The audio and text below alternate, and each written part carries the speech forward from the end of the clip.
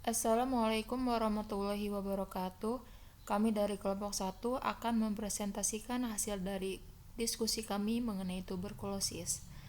Dengan anggota kelompok ada Ega Widiawati, Devi Damara, Dian Ramadini, Hidayah Trinovianti, Linda Wahyuni, Putri Anggraini Supama, Santi Yuliani, Siti Awalunisa, dan Sriyanti. Definisi dari tuberkulosis adalah penyakit menular yang disebabkan oleh Mycobacterium tuberculosis yang dapat menghasilkan infeksi yang diam atau laten, tak terlihat maupun secara progresif infeksi aktif. Diperkirakan jumlah pasien TB di Indonesia sekitar 5,8% dan dari total jumlah pasien TB di dunia. Pada tahun 2009, prevalensi HIV pada kelompok TB di Indonesia sekitar 2,8%. Resistensi obat anti-TB pada kasus baru 2%. Dan kasus pengobatan ulang sebesar 20%. Etiologi. Mycobacterium tuberculosis merupakan basil ramping dengan lapisan luar seperti lilin, 2,6 panjangnya 1-4 mikrometer, dan di bawah mikroskop, bentuknya lurus atau agak melengkung, tidak ternoda dengan baik dengan pewarna gram. Jadi pewarnaan Ziehl-Neelsen atau noda fluorokrom harus digunakan. Setelah pewarnaan Ziehl-Neelsen dengan karbon fusin, mycobakteri mempertahankan warna merah meskipun pencucian asam alkohol. Oleh karena itu disebut basil tahan asam atau BTA.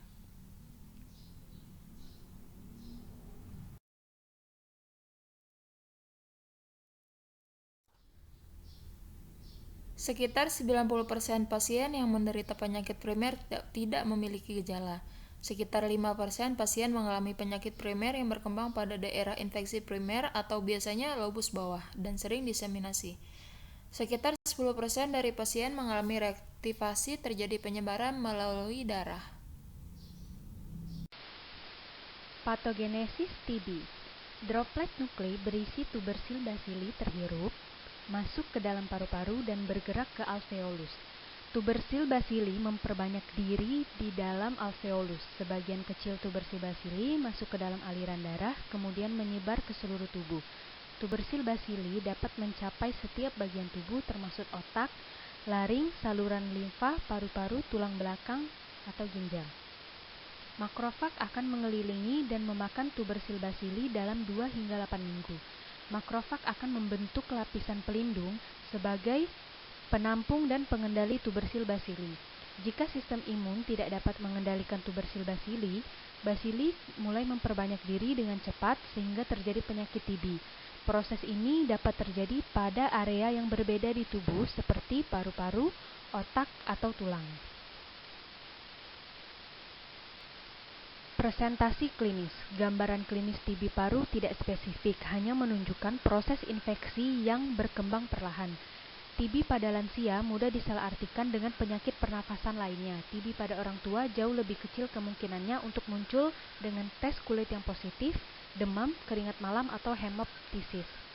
Gambaran klinis paru yang terkait dengan TB luar paru bervariasi tergantung pada sistem organ yang terlibat, tetapi biasanya terdiri dari penurunan fungsi organ yang progresif secara perlahan dengan demam ringan dan gejala konstitusional lainnya.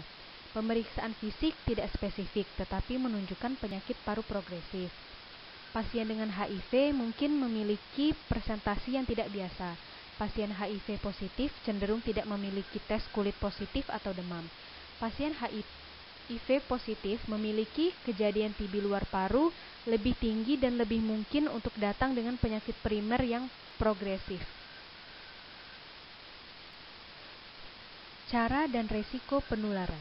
Cara penularan, sumber penularan yaitu pasien TB BTA positif pada waktu batuk atau bersin, pasien menyebarkan kuman ke udara dalam bentuk percikan dahak. Sekali batuk dapat menghasilkan sekitar 3.000 percikan dahak. Percikan dahak dapat bertahan selama beberapa jam dalam keadaan yang gelap dan lembab. Daya penularan seorang pasien ditentukan oleh banyaknya kuman yang dikeluarkan dari parunya. Makin tinggi derajat kepositifan hasil pemeriksaan dahak, makin menular pasien tersebut. Faktor yang memungkinkan seseorang terpajan kuman TB ditentukan oleh konsentrasi percikan dalam udara dan lamanya menghirup udara tersebut. Resiko penularan. Resiko tertular tergantung dari tinggi pajanan dan percikan dahak. Pasien TB paru dengan BTA positif memberikan kemungkinan resiko penularan lebih besar daripada pasien TB paru dengan BTA negatif. Manifestasi klinis, tanda dan gejala, penurunan berat badan, lemas, batuk produktif, demam, dan keringat malam, serta hemoptysis rank.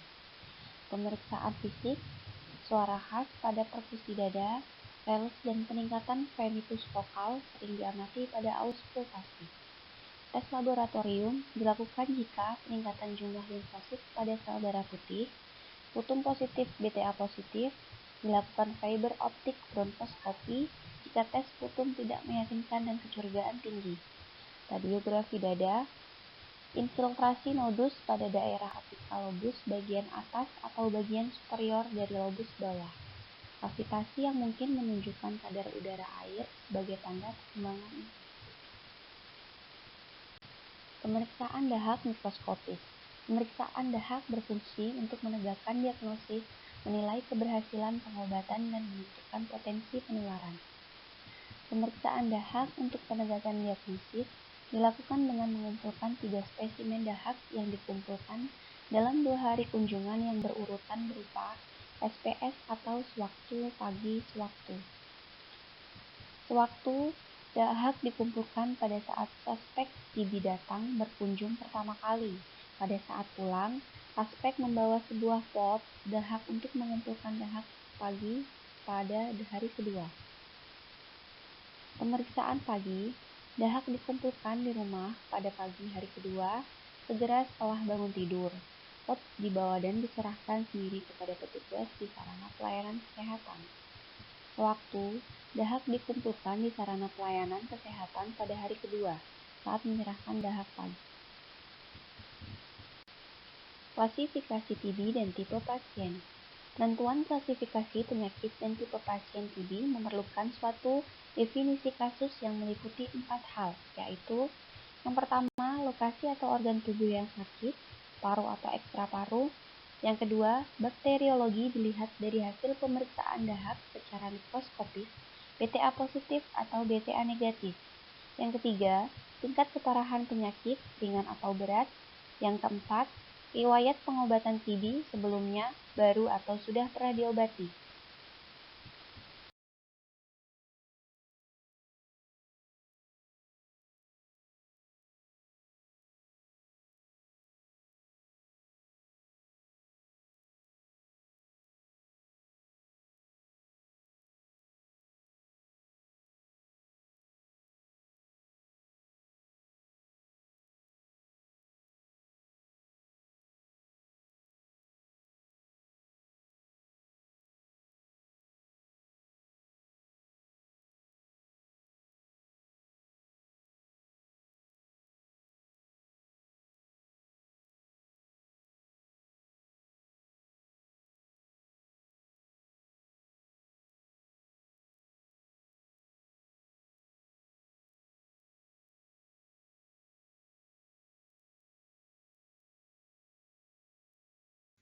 Pengobatan pada kondisi khusus.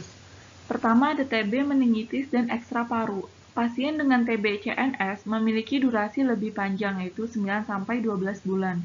TB ekstra paru pada jaringan lunak dapat menggunakan regimen pengobatan biasa. Durasi pengobatan untuk TB tulang selama 9 bulan, terkadang dengan pembedahan. Yang kedua wanita hamil. HRE selama 9 bulan plus vitamin B6.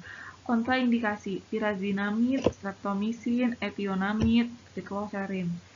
Gagal ginjal, ada isoniazid, rifampicin, pirazinamid dapat diekskresi melalui empedu dan dapat dicerna menjadi senyawa yang tidak toksik. Ada isoniazid dan rifampicin tidak perlu penyesuaian dosis. Pirazinamid dan etambutol frekuensinya menjadi 3 kali per minggu.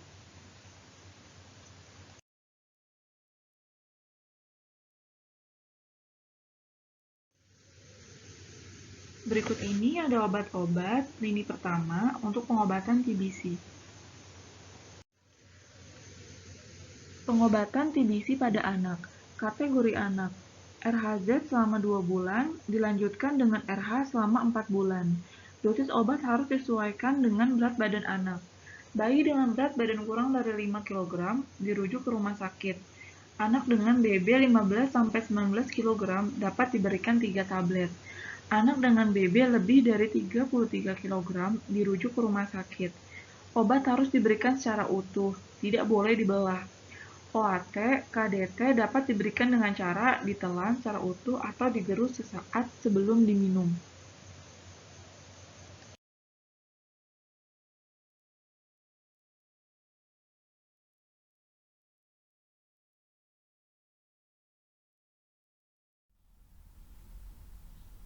Terapi non-farmakologi. Yang pertama, sering berjemur di bawah sinar matahari pagi, sekitar pukul 6 sampai 8 pagi. Yang kedua, memperbanyak istirahat. Yang ketiga, menjaga pola makan sehat.